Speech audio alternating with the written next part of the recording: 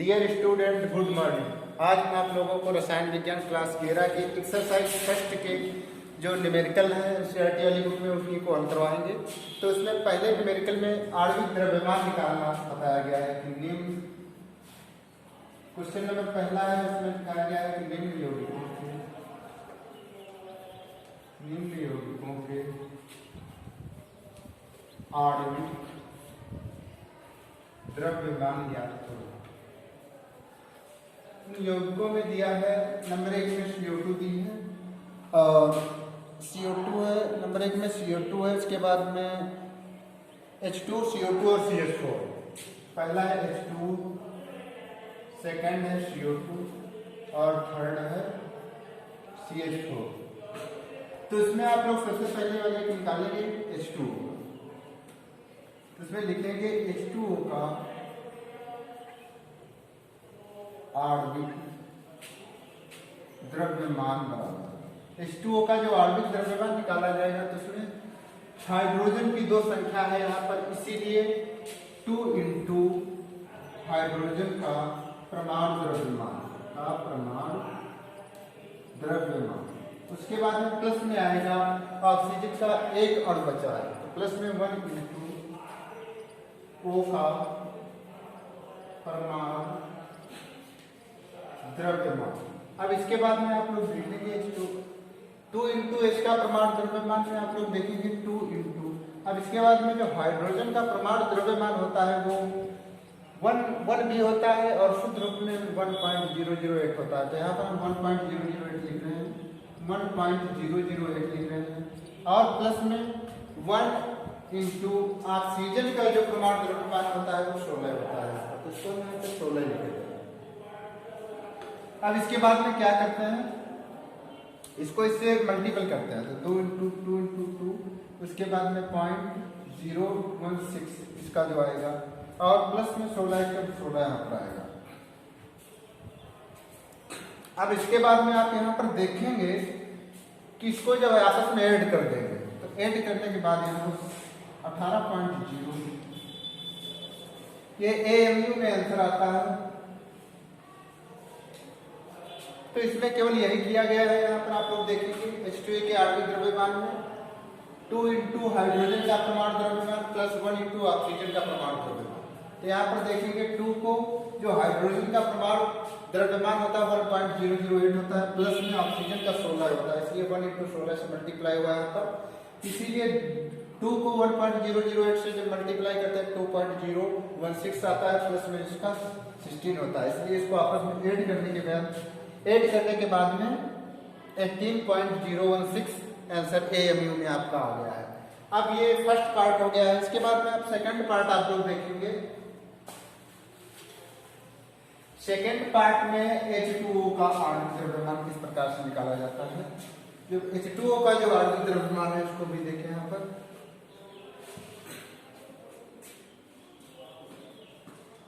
Second में है H2O का आणविक द्रव्यमान। तो H2O के आणविक द्रव्यमान में सबसे पहले देखेंगे हाइड्रोजन यहाँ पर के 2 परमाणु हैं, इसीलिए 2 इंटू हाइड्रोजन का परमाणु द्रव्यमान। हाइड्रोजन का परमाणु द्रव्यमान प्लस में होता है ऑक्सीजन का एक परमाणु है, इसीलिए यहाँ पर 1 इंटू ऑक्सीजन का परमाणु द्रव्यमान। तो आप लोग ये जान चुके हैं कि यहाँ पर देखेंगे 2 इंटू हाइड्रोजन का परमाणु द्रव्यमान भी आप लोगों को बताया था 1.008, प्लस में ऑक्सीजन का होता है 1, एक परमाणु इसलिए 1 से मल्टीप्लाई होगा और ऑक्सीजन का 16 होता है। ऑक्सीजन का 16 होता है, इसलिए यहाँ पर इससे मल्टीप्लाई करेंगे। जब इसको इससे मल्टीप्लाई करेंगे तो इसका जो आंसर गुणा करेंगे 2.016 आएगा और उसमें 16 आएगा। इसको जब आपस में जोड़ देंगे तो जोड़ने के बाद में आएगा 18.016। ये जो AMU में आता है यही इसका आंसर है। तो इसमें भी देखिए आप लोग कुछ नहीं करना पड़ा, फर्स्ट वाली प्रक्रिया को इसमें भी बिल्कुल दोहराया गया है। और इसमें देखना H2 की आणविक द्रव्यमान 2 इंटू हाइड्रोजन का परमाणु द्रव्यमान प्लस 1 इंटू ऑक्सीजन का परमाणु द्रव्यमान। उसके बाद में आएगा 2 इंटू 1.008, जो वैल्यू है ये हाइड्रोजन के परमाणु द्रव्यमान होता है, द्रव्यमान परमाणु भार होता है, प्लस में 1 इंटू 16 जो होता है ऑक्सीजन का परमाणु भार होता है। अब इसको नियमानुसार इसको मल्टीप्लाई करने से 2.016 आता है, प्लस में 16 एकदम 16 यहाँ पर आएगा, आपस में ऐड करने के बाद में 18.016 आएगा। तो ये जो गया इसका है आंसर। अब इसके बाद में थर्ड पार्ट को देख रहे हैं, बंद तो नहीं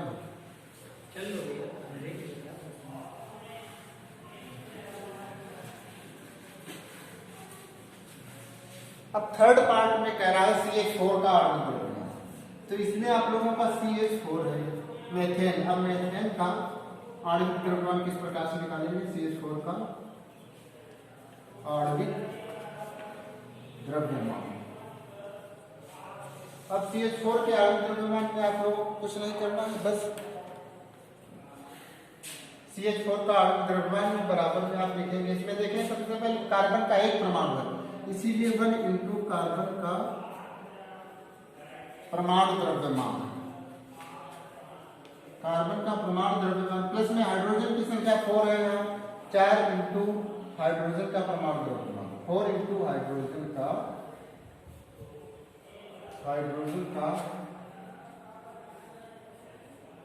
परमाणु, 4 इंटू हाइड्रोजन का परमाणु द्रव्यमान। अब यहाँ पर होता है 1 इंटू कार्बन का परमाणु द्रव्यमान में आप लोग लिखेंगे 1 इंटू कार्बन का, सभी लोग जानते हैं 12.011 होता है, 12.011 होता है। अब इसके बाद में हम लोग देखेंगे हाइड्रोजन का। हाइड्रोजन का होता है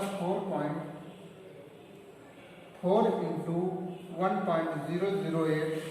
हाइड्रोजन का जो परमाणु द्रव्यमान होता है 1.008 होता है, और कार्बन का होता है 12.011। अब इसको इससे मल्टीप्लाई करेंगे तो इसका 12.011 आएगा, प्लस में इसका जब इससे करेंगे 4 इंटू 4 आएगा 0.032 आ जाएगा। अब इसके बाद में हम लोग इसको जोड़ेंगे, जोड़ने के बाद में जब आएगा 12 इसको 16 जोड़ दिया जाएगा, 12 16.043। ये जो है इसका आंसर AMU में आएगा। तो इसमें कुछ नहीं किया गया है, आप लोग देखेंगे ध्यान से आणविक द्रव्यमान को, बस लास्ट वाले में भी यही किया गया है। CH4 में कार्बन का एक परमाणु था, इसलिए इसको 1 इंटू 12.011 दिया है, ये इसका परमाणु भार है, और 1.008 है ये हाइड्रोजन का परमाणु द्रव्य यानी द्रव्यमान भार है इसका, इसीलिए इसको यहाँ पे मल्टीप्लाई किया गया है, इसीलिए हमें संख्या 16.0 ये आई है। इसके बाद में आंसर करने के बाद में इसको ऐड कर दिया गया, तो इस प्रकार से। अब इसके बाद में आपका न्यूमेरिकल खत्म हो गया है। अब नेक्स्ट जो न्यूमेरिकल है आप लोगों का वो अगला है, उसको देखें।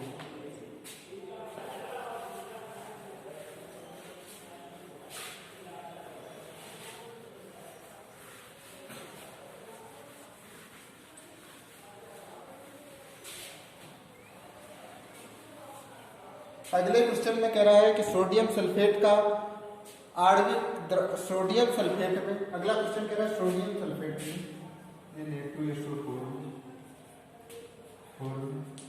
प्रत्येक परमाणु की द्रव्यमान प्रतिशतता ज्ञात कीजिए। सोडियम सल्फेट में उपस्थित प्रत्येक परमाणु की द्रव्यमान प्रतिशतता ज्ञात कीजिए। प्रत्येक परमाणु की द्रव्यमान प्रतिशत ज्ञात करो। तो इसमें हम लोग सबसे पहले क्या पूछ रहा है, सोडियम सल्फेट का आणविक। तो सबसे पहले इसमें हम लोग क्या करते हैं, सोडियम सल्फेट का आणविक द्रव्यमान निकाल लेते हैं। जब सोडियम सल्फेट का आणविक द्रव्यमान निकाला जाता है तो इसमें हम लोग यही करते हैं, सबसे पहले तो यही लिखेंगे कि 2 इंटू Na का परमाणु भार, 2 इंटू Na का परमाणु भार। अब इसके बाद में प्लस में 1 इंटू एस का परमाणु भार, 1 इंटू एस का परमाणु भार, और प्लस में होता है 4 इंटू ओ का परमाणु भार। अब इसको आप लोग ध्यान से देखेंगे, सोडियम सल्फेट में उपस्थित प्रत्येक परमाणु की द्रव्यमान संख्या ज्ञात कीजिए। तो सबसे पहले इसमें हम लोग यही करते हैं कि इसमें जो सोडियम सल्फेट है, सोडियम सल्फेट का हम लोग सबसे पहले आणविक द्रव्यमान निकाल लेते हैं। तो ये जो है नेक्स्ट क्वेश्चन का है, इसमें यही है सोडियम सल्फेट का आणविक द्रव्यमान। सबसे पहले Na2SO4 का आणविक द्रव्यमान। तो ये Na2SO4 का जो आणविक द्रव्यमान इसमें निकाला जा रहा है।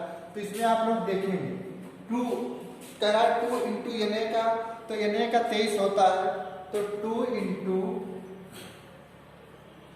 23 प्लस में होता है 1 इंटू सल्फर का जो होता है परमाणु वो 32 होता है, वो होता है 32, और प्लस में होता है 4 इंटू ऑक्सीजन का 16 होता है। तो आप लोग इसमें जानेंगे तो आणविक द्रव्यमान है, तो 2 इंटू Na था, तो Na का 23 होता है, उसके बाद में 32 इसका होता है, 16 इसका होता है। तो इसको जब हम लोग आपस में देखेंगे 23 गुना जो आ जाएगा यहाँ पर 46 हो जाएगा, तो बराबर में हो जाएगा 23 गुना 46 प्लस में 32 और प्लस में 16 चक्कर 64। अब इसको आपस में हम लोग जोड़ देंगे, 46 32 64 को 6 4 10 2 12 के 2 असलगी, यहाँ पर 142 जो है ये सोडियम सल्फेट का आणविक द्रव्यमान है, Na2SO4 का आणविक द्रव्यमान। सोडियम सल्फेट का भी आणविक द्रव्यमान है यहाँ पर। अब ये आ गया। अब इसके बाद में क्वेश्चन कह रहा है कि सोडियम सल्फेट में उपस्थित प्रत्येक परमाणु की द्रव्यमान संख्या को ज्ञात कीजिए। अब इसमें उपस्थित प्रत्येक परमाणु की द्रव्यमान संख्या में सबसे पहले पूछ रहा है सोडियम का द्रव्यमान प्रतिशत। अब इसमें आप लोगों को यही करना है। अब चाहे साइड पे इधर निकाले ले रहे हैं, Na का द्रव्यमान प्रतिशत। तो सोडियम का जो द्रव्यमान प्रतिशत उसका सूत्र होता है सोडियम सल्फेट में Na का द्रव्यमान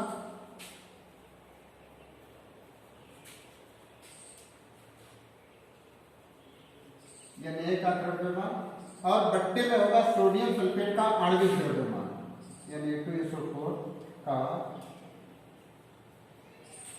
आणविक द्रव्यमान और गुणे में होगा 100। तो आप लोगों ने देखा है सोडियम सल्फेट में जो सोडियम का द्रव्यमान है। अब इसमें ध्यान देने वाली ये बात है कि सोडियम का जो तो होता 23 है, लेकिन यहाँ पर ये Na2 दिया है, इसलिए यहाँ इसका 23 का 2 गुना होगा अर्थात 46 होगा। तो इसका क्या होगा, यहाँ पर 46 होगा। तो हमने यहाँ पर 46 लिख दिया। बट्टे में सोडियम सल्फेट का जो आणविक द्रव्यमान अभी इधर निकाला गया है वो है 142। जब वो 142 यहाँ पर निकल चुका है, अब इसको 100 से गुणा किया जाएगा। जब 100 से गुणा किया जाएगा तो यहाँ पर आ जाएगा 4600 142। अब इसको जब काटेंगे, फिर जब इसको जब काटा जाएगा तो काटने के बाद में जो आपका आंसर है वो आ जाएगा 32.39। अब इसके बाद में इधर वाला पार्ट निकाले दे रहे हैं और इसका जो आणविक द्रव्यमान इधर नोट रहेगा। ये 142 जो निकला हुआ है ये ऊपर वाला पार्ट आप निकाल देंगे।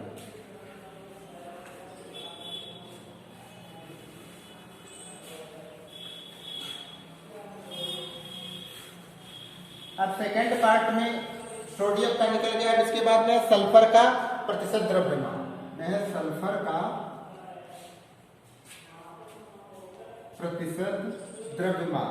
अब सल्फर के प्रतिशत द्रव्यमान यही लिखना होगा सोडियम सल्फेट में Na2SO4 में सोडियम सल्फेट में S का द्रव्यमान सोडियम सल्फेट में S का द्रव्यमान अपान में सोडियम सल्फेट का आणविक द्रव्यमान अपान में है Na2SO4 का आणविक द्रव्यमान। अब इसके बाद में आप लोग देखेंगे ध्यान से, सोडियम सल्फेट में सल्फर का जो सोडियम सल्फेट में जो सल्फर का जो आणविक द्रव्यमान था वो यहाँ पर 32 है, मतलब इसका कितना आता है 32 है, इसका कितना 42 है। तो इसमें आप लोगों को यही लिखना है, इसका 32 आया था और इसका जो 142 आया था। अब इसको 100 से गुणा किया जाएगा, जब 100 से गुणा किया जाएगा तो ऊपर हो जाएगा 3200 अपान 142। अब इसको जब आप लोग काटेंगे, काटने के बाद में जैसे मान लो इसको हमने यहाँ काटा, इसमें 32 पॉइंट करके कुछ आ रहा है आंसर, तो वहां पर आए इसको काटा जाएगा 142 जो 2 बार जाएगा पहले, और उसके बाद में फिर 142 दूना 2 बार जा रहा है, फिर उसके बाद 2 बार जा रहा है, पॉइंट 22 करके कुछ पॉइंट आ जाएगा इसमें, तो आप लोग उसको हल कर लेंगे। 22.54 आ रहा है, 22.54 आ रहा है दूसरे। अब इसके बाद में अगला कह रहा है कि ऑक्सीजन का द्रव्यमान प्रतिशत ज्ञात कीजिए।